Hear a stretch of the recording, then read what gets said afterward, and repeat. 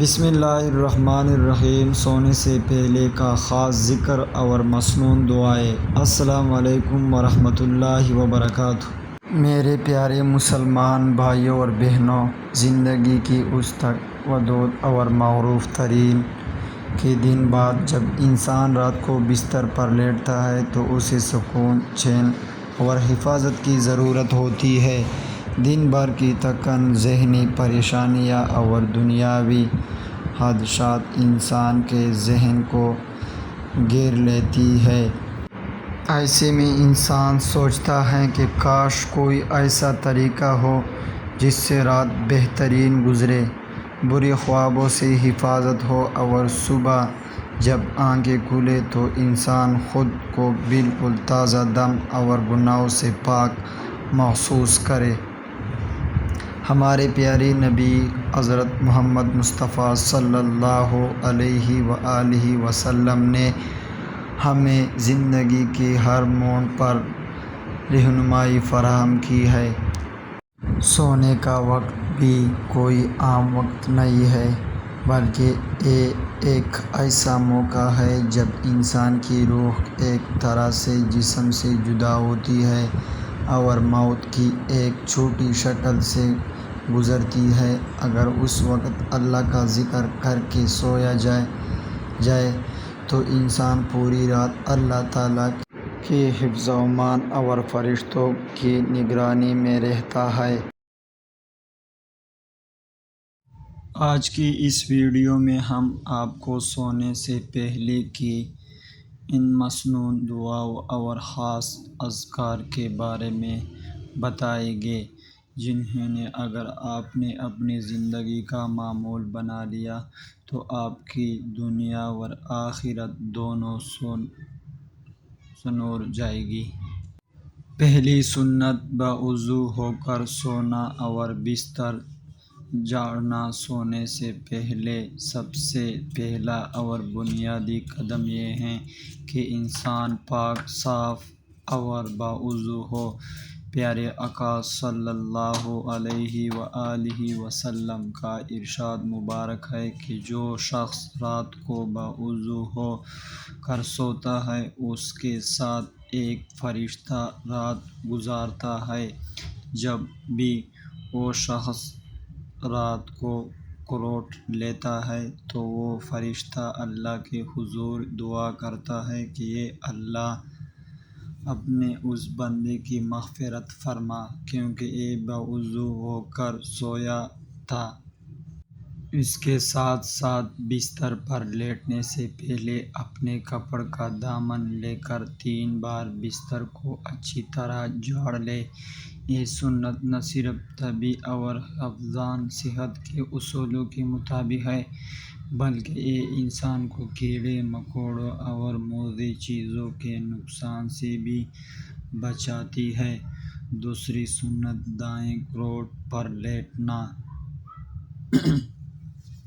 جب آپ بستر پر لیٹیں تو دائیں کروٹ یعنی سیدھے سائیڈ پر لیٹیں اور اپنا دایاں ہاتھ اپنے دائیں گال کے نیچے رکھیں۔ یہ سنت نبوی ہے اور جدید سائنس بھی اس بات کا اعتراف کرتی ہے کہ دائیں کروٹ لیٹنے سے دل کا اور معدے پر دباؤ نہیں پڑتا، جس سے نیند پر سکون آتی ہے اور خواب بھی اچھے آتے ہیں۔ تیسرا خاص ذکر آیت کرسی کی تلاوت۔ سونے سے پہلے سب سے عظیم اور طاقتور عمل آیت کرسی کی تلاوت ہے۔ حدیث شریف میں آتا ہے کہ جو شخص رات کو سوتے وقت آیت کرسی پڑھتا ہے، اللہ تعالیٰ اس کی طرف سے ایک محافظ فرشتہ اس کی حفاظت پر مقرر کر دیا جاتا ہے اور شیطان صبح تک اس کے قریب بھی نہیں بھٹک سکتا۔ بسم اللہ الرحمن الرحیم۔ اللہ لا الہ الا هو الحی القیوم لا تأخذہ سنۃ ولا نوم لہ ما فی السماوات وما فی الارض من ذا الذی یشفع عندہ إلا بإذنه يعلم ما بين أيديهم وما خلفهم ولا يحيطون بشيء من علمه إلا بما شاء وسع كرسيه السماوات والأرض ولا يؤوده حفظهما وهو العلي العظيم۔ آیت کرسی پڑھنے سے گھر میں برکت ہوتی ہے، رات کو خوفناک خوابوں سے نجات ملتی ہے اور انسان تمام تر منفی توانائی اور نجات کی شرارتوں سے محفوظ رہتا ہے۔ چوتھا خاص عمل معوذتین اور سورۃ الاخلاص کا عمل۔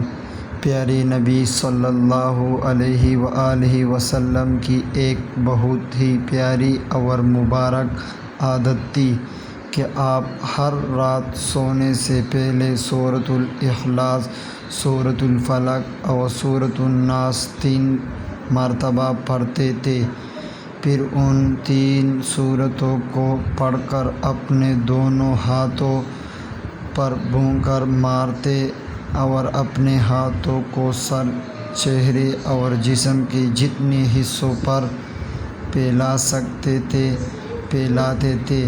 یہ عمل آپ 3 بار کرتے تھے۔ یہ عمل آپ کو ہر قسم کے جادو، حسد، نظر بد اور بریدگیوں سے محفوظ رکھتا ہے۔ اگر آپ کی نیند بار بار ٹوٹتی ہے یا آپ کو خوف محسوس ہوتا ہے تو اس عمل کو کبھی نہ چھوڑیں۔ پانچواں خاص ذکر تسبیح فاطمی۔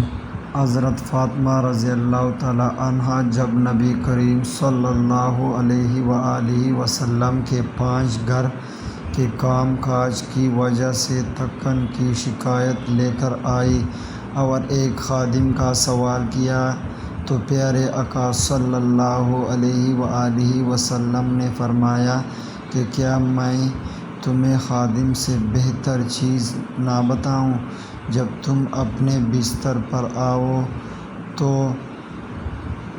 33 بار سبحان اللہ کہے، 33 بار الحمدللہ کہے اور 34 بار اللہ اکبر کہے۔ اس تسبیح کو فاطمہ کہا جاتا ہے۔ علماء کرام فرماتے ہیں کہ جو شخص رات کو یہ تسبیح پڑھ کر سوتا ہے، اللہ تعالیٰ اس کے جسمانی اعصاب کو اتنی طاقت دیتا ہے کہ صبح اٹھ کر وہ خود کو تر و تازہ اور توانائی سے بھرپور محسوس کرتا ہے اور اس کی تمام تھکن ختم ہو جاتی ہے۔ چھٹا خاص ذکر سورۃ الملک کی تلاوت۔ نبی کریم صلی اللہ علیہ وآلہ وسلم نے فرمایا کہ قرآن مجید میں ایک ایسی سورت ہے جس کی 30 آیات ہے۔ یہ سورت اپنے پڑھنے والے کی اس وقت تک سفارش کرتی رہتی ہے جب تک کہ اس کی بخشش نہ ہو جائے، اور وہ سورت ہے سورۃ الملک۔ جو شخص ہر رات کو سورۃ الملک پڑھ کر سوتا ہے، اللہ تعالیٰ اسے عذاب قبر سے محفوظ رکھتا ہے۔ یہ سورت قبر کی تاریکی میں روشنی کا ذریعہ بنتی ہے اور بندے کے لیے نجات کا سامان بنتی ہے۔ ساتواں اور سب سے اہم ذکر سونے کی مصنوع دعا۔ جب آپ یہ تمام اذکار مکمل کر لیں اور اپنی آنکھیں بند کرنے لگے تو اپنے رب کے حضور ایک خوبصورت اور مختصر دعا پڑھیں۔ اللہم بسمک اموت و احیا۔ ترجمہ: اے اللہ، میں تیرے ہی نام کے ساتھ مرتا ہوں یعنی سوتا ہوں، اور تیرے ہی نام کے ساتھ جیتا ہوں یعنی بیدار ہوتا ہوں۔ یہ دعا دراصل اللہ پر کامل توکل کا اظہار ہے۔ انسان اپنے آپ کو، اپنی روح کو اور اپنی زندگی کو مکمل طور پر اللہ کے سپرد کر دیتا ہے۔ بیدار ہونے کی دعا۔ اور جب صبح اللہ تعالیٰ آپ کو ایک نیا دن عطا فرمائے، آپ کی آنکھیں کھلے، تو فوراً اللہ کا شکر ادا کرتے ہوئے یہ دعا پڑھے: الحمدللہ الذی احیانا بعد ما اماتنا والیہ النشور۔ ترجمہ: تمام تعریفیں اس اللہ کے لیے ہیں جس نے ہمیں مارنے سلانے کے بعد دوبارہ زندہ کیا اور اسی کی طرف لوٹ کر جانا ہے۔ خلاصہ اور پیغام: میرے محترم بھائیوں اور بہنوں، زندگی کا کوئی بھروسہ نہیں۔ رات کو سونے والا انسان صبح اٹھے گا یا نہیں، یہ صرف اللہ پاک کو معلوم ہے۔ اگر ہم ان منسوخ دعاؤں اور اذکار کو اپنی زندگی کا معمول بنا لیں تو ہماری ہر رات عبادت میں شمار ہوگی۔ فرشتہ ہماری حفاظت کرے گا، اور اگر خدا نخواستہ اسی رات ہماری روح قبض ہو جائے تو ہمارا خاتمہ ایمان اور ذکر الہی پر ہوگا۔ اللہ تعالیٰ سے دعا ہے کہ وہ ہمیں ان تمام مسنون دعاؤں پر عمل کرنے کی توفیق عطا فرمائے اور ہمارے گناہوں کو معاف فرمائے اور ہماری راتوں اور دنوں کو اپنے ذکر سے منور فرمائے۔ آمین یا رب العالمین۔ اگر آپ کو یہ ویڈیو پسند آئی ہو تو اسے لائک کریں، اپنے دوستوں اور گھر والوں کے ساتھ صدقہ جاریہ سمجھ کر شیئر کریں اور ہمارے چینل کو ضرور سبسکرائب کریں۔ جزاک اللہ خیر۔